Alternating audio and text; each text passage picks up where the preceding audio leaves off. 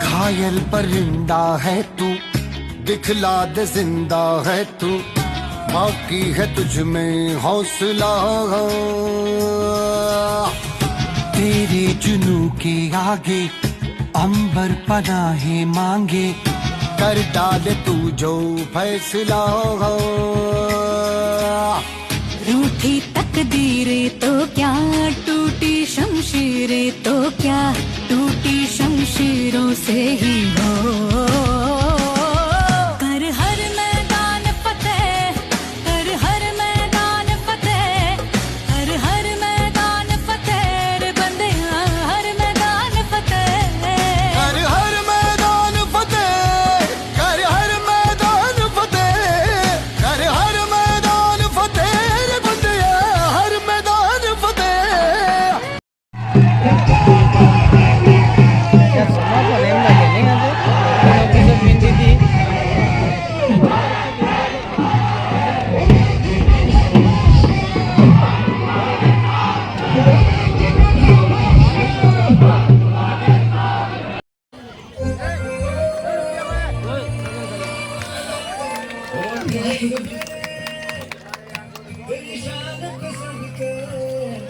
कोई धन है क्या तेरी धूल से बढ़ के, तेरी धूप से रोशन, तेरी हाथ जिंदा तू भागे मेरा, मैं तेरा परिंदा।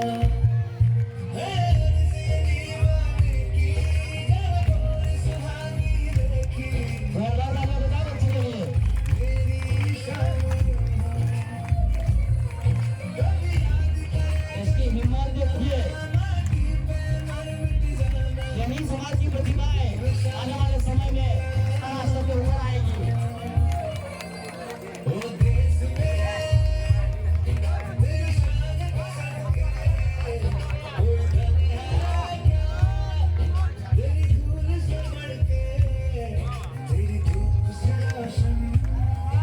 क्योंकि असोड़ा के लोग बहुत कम जानते हैं। 2019 में लोकसभा चुनाव लड़ा था, मैं कांति भाई आदिवासी क्रांतिकार वोट नहीं हूँ, आपके बांसवाड़ा से लड़ा था, जिसमें 2.5 लाख वोट वोट के लिए है, सब के लिए है, पर हमें 90 लाख कौन जगह पूरा हमें नकलने लगा देगा था मैं तो आमचा मैं हमने अप्रैल महीने में दिल्ली किया था, वोट के लिए है, सब के लिए है, पर हमें 90 लाख कौन जगह पूरा हमें नकलने लगा देगा था मैं तो आमचा मैं हमने अप्रैल महीने में दिल्ली किया था। दिल्ली में कैसा आता था, वहाँ टाइम में बस जयपुर मेरे हफ्ते में एक्सीडेंट थैंक यू मैं अपने वैसे तब हमें लिएगा फिलहाल से जगदीश भाई पांडे 1 घंटा में अंदर अंदर मौत थी जगदीश भाई पांडे 1 घंटा में मिल गया। और मैं खुद 6 दिन तक मरे हुए थे, 6 दिन तक मरा हुआ रहा मैं, 6 दिन तक मरा हुआ कमा हुआ, और 6 दिन बाद में जागा इलाज चला 1 महीने तक। और आज भी थोड़ा बोलने में तकलीफ है, फिर भी आपके बीच में हम लोग आए हुए हैं। मुरदास जी गैसिया वो भी हमारे साथ में गए, उनके शरीर की हड्डी कोशिकाएं टूट गई और मोहन भाई रोज सागरा के है, उनका पूरा खोपड़ा फट गया, हृदय में आग निकल गया। तो हमने समाज के लिए हम लोग दिल्ली गए थे, हमारे लोग नहीं गए थे। इसलिए मैं कहना चाहता हूँ कि हम लोग आपको जगाना चाहते हैं, आप लोग उठो, लड़ाई लड़ो आपके अधिकार के लिए, लेकिन आप लोग लड़ना नहीं चाहते हो, ये कहीं कहीं गलती आप लोगों की है। चाह रहे हैं बात नहीं करेंगे, हमें 60 बात करेंगे, तुमको राजकुमार क्या बोलता है मेरे साथ। मैं कहना चाहता हूँ कि हमको कंपटीशन जिन्हें एग्जाम में पास होना है इसलिए पढ़ते हैं वो इतिहास हम। मैं देखता हूं आज की युवा पीढ़ी, हम हमारे महापुरुषों का जिन्होंने इस देश को आजाद कराने के लिए अपनी जाने गंवाई, त्याग दिया, भाग भाग कर जंगलों में रहा करते थे। एक शानदार एक इतिहास रहा है हमारे समाज का, गौरवशाली इतिहास रहा है। और इतिहास को हम लोग पढ़ते हैं, हमारे युवा पीढ़ी पढ़ रही है। पर इस पढ़ने के पीछे उद्देश्य क्या है? उद्देश्य मात्र ये है कि ये इतिहास पढ़ूंगा, मेरे सिलेबस में है, और मेरे सिलेबस में है तो मेरे एग्जाम में क्वेश्चन आ जाएगा, प्रश्न आ जाएगा, मैं पास हो जाऊंगा, पास हो जाऊंगी, ये सोच के पढ़ते हैं आज हम। गलत है कि नहीं है ये बात? हमें हमारा इतिहास इसलिए पढ़ना है कि हमारे अंदर की आत्मा जगे, हमारे पूर्वजों ने कितना बलिदान दिया है वो सच्चाई जान सके हम लोग, और हम आने वाली पीढ़ी को सिखा सके कि हम वो देश के मालिक हैं, वो समाज के लोग हैं जिस समाज के लोगों ने एक दिन के अंदर मानगढ़ में 1500 आदिवासी हमारे मारे गए थे, बलिदान दिया था, उस खून के लोग हैं हम, ये बताना पड़ेगा।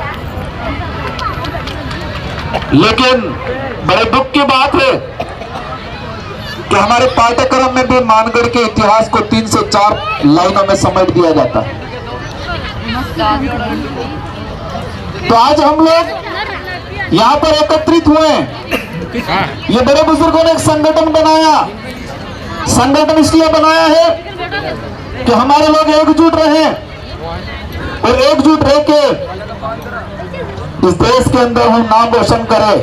यहाँ से एकजुट होकर शिक्षा के क्षेत्र में काम करें, एकजुट होकर हमारे जो समाज की परंपरा रीति रिवाज है उसको बरकरार रखें। इसलिए आप लोगों ने ये कार्यक्रम किया।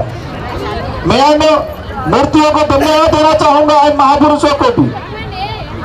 ये जिंदा है लेकिन मैं उनको ये शब्द से आज नवाज रहा हूं, और मैं आपसे आशा कर रहा हूं कि इस कार्य को और बढ़ाए और समाज को सही दिशा में लेके जाए। आज अभी सरपंच साहब से मुलाकात हुई मेरी, उन्होंने कहा मैं रिटायर्ड प्रिंसिपल हूं और वर्तमान में सरपंच हूं, 2 बार सरपंच हो गए। और सरपंच साहब ने मुझे याद दिलाया कि एमएलए साहब आपका पत्र मैंने पढ़ा, मैंने सभी सरपंचों को लव लेटर लिखा था, प्रेम पत्र लिखा था। क्या लिखा था? प्रेम पत्र। वो कौन सा प्रेम पत्र था? हमारा आरक्षण का प्रेम पत्र था। किसका प्रेम पत्र था? आरक्षण का प्रेम पत्र था। और मुझे अच्छा लगा सरपंच साहब ने मुझे याद दिला दिया। और सरपंच साहब को ये बात याद है, मैंने उदयपुर संभाग के 1700 सरपंचों को पत्र लिखा, सारे एमपी एमएलए को पत्र लिखा, और उस पत्र में यह लिखा था कि हमारे बाप दादा ने लड़ झगड़ के संविधान के अंदर आरक्षण की व्यवस्था लागू की, और इस आरक्षण को 2013 के अंदर 2016 के अंदर हमारे यहाँ के एमएलए एमपी मंत्रियों ने दूसरे को बेचा, ये लिखा था। और इतना मात्र नहीं लिखा था, मैंने सबूत दिया था। क्या दिया था? सबूत दिया था कि इन अधिसूचनाओं के आधार पर यहाँ पर भर्तियां हुई। 2013 की अधिसूचना कांग्रेस के नेताओं ने पारित की, 2016 की अधिसूचना बीजेपी के नेताओं ने पारित की, और उस अधिसूचना के आधार पर हमारे समाज के युवाओं को कितना नुकसान हुआ मैंने आंकड़े सहित भर्ती सहित लिखा था सारे सरपंचों को। और लास्ट में एक समरी लिखी थी मैंने, और उसमें क्या लिखा था कि हम जिस समाज में पैदा हुए हैं और उस समाज से हमारे जो वडीलों ने खून पसीना बहा के आजादी दिलाई और संविधान के अंदर हमारे पूर्वजों के लड़ने झगड़ने से बलिदान की वजह से हमको शेड्यूल 5 मिला, 5वीं अनुसूची मिली, और उसी शेड्यूल 5 की वजह से हमको आज सरपंच एमएलए एमपी बनने मिल रहा है। और वो शेड्यूल 5 नहीं होता तो हो सकता है मैं एमएलए या ये आपसे सरपंच नहीं होते। तो मेरे आगे ये लिखा था कि जिस समाज का सर्टिफिकेट लगा के हम जनप्रतिनिधि बने हैं तो समाज के आरक्षण का क्या हो रहा है। शासन में तो हम चले गए लेकिन प्रशासन में क्या हो रहा है हमारे साथ, उस बात का ध्यान रखना है और उस बात को समझते हुए हमें हमारा कर्तव्य अदा करना है। क्योंकि इस धरती माते कौन है, अमर नहीं है, कोई अमर रहने वाला है। लेकिन जब तक जिंदा है, जब तक इस धरती पे है, ऐसा काम करके जाओ कि आने वाली पीढ़ी, आने वाला परिवार अगरबत्ती दिया कर ले। कभी क्या कर ले, अगरबत्ती दिया।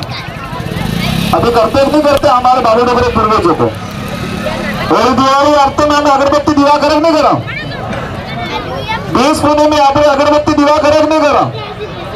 और घर में कहीं दो पामड़ा आ गया, सर को बढ़ावी दी तो तेल पूजक नहीं पूजा, तेल तार दिया पसे पिए नहीं पिया। मैं इसके पक्ष में नहीं हूं, लेकिन हमारे समाज की जो व्यवस्था है, व्यवस्था बता रहा हूं कि हमारे पूर्वजों को हम इसलिए अगरबत्ती दिया करते हैं, इसलिए पूछते हैं बीच पुणे में होली दिवाली अगली याद करो कि आणि पूर्वज से हमारे बल्ले कहीं न कहीं असल कर गया, अगली अगरबत्ती दिवा करो।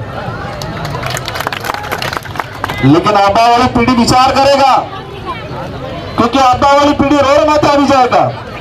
आबा वाले समय में आरक्षण खत्म थाई जाएगा और आरक्षण खत्म थाई जाएगा, जल जंगल जमीन का अधिकार खत्म हो जाएगी। उस समय हमारे समाज की पीढ़ी सड़कों पे आएगी, हालत खराब हो जाएगी।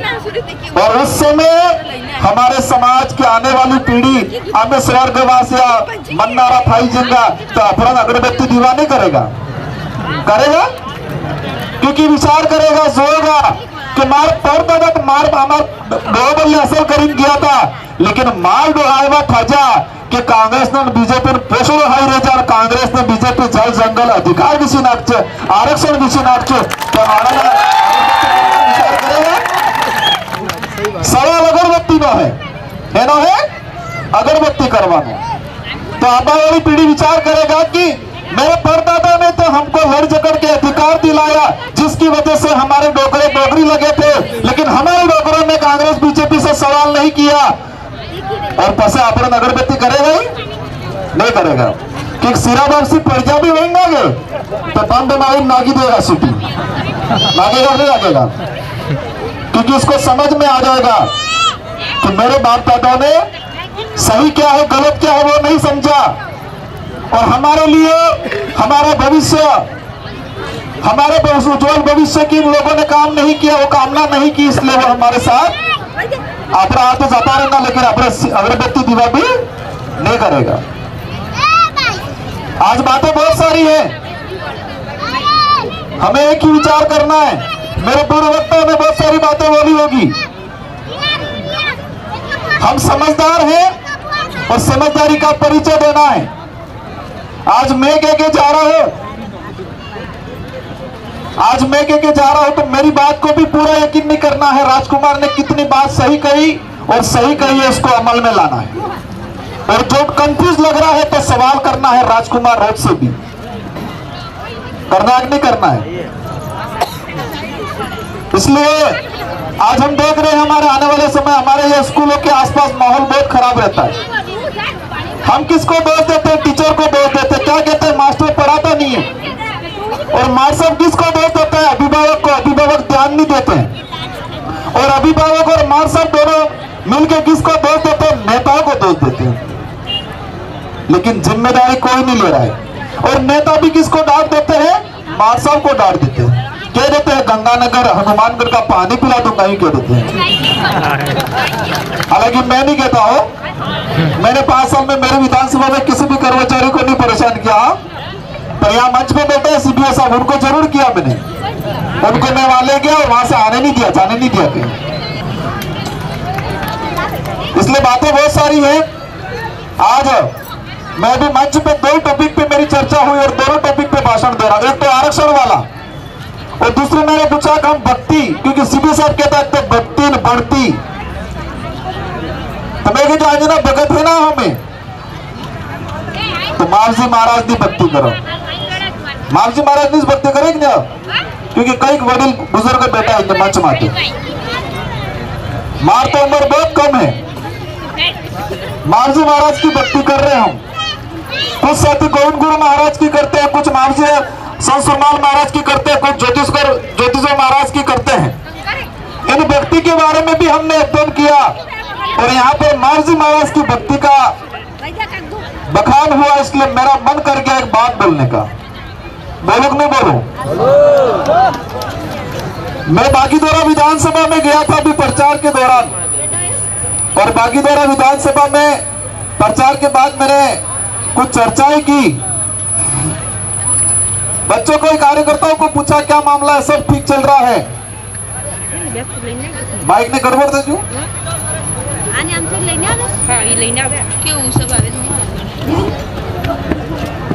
बागीदोरा में चर्चा हुई तो सारे कार्यकर्ताओं ने कहा सब बढ़िया चल रहा है, पर भगत वाले स्वरूप गड़बड़ है। फिर मैंने विचार किया क्या गड़बड़ है, तो अच्युतानंद जी महाराज घेर घेर फरीने हत्ते से भगत है कोटवाल आनंद कही दी है कि आपने एम करवानो है। अच्युतानंद जी महाराज गादीपति के ना बेनेश्वर गढ़काना हमारी सी गादी है ना गादीपति, और ये गादीपति हमारे गांव में से कोटवाल है भगत पे अनफा अभी किया तो भगत तो है भगवान अभी क्या बस माने नहीं, मालिक नहीं माने।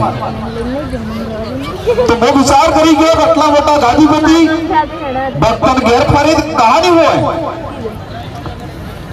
ये समस्या है, इस समस्या का कारण क्या है, मैं कारण जानने के लिए निकला और कारण अंत में यह जाना कि मालजी महाराज की भक्ति और मालजी महाराज ने से गादी है कुंवारी गादी है।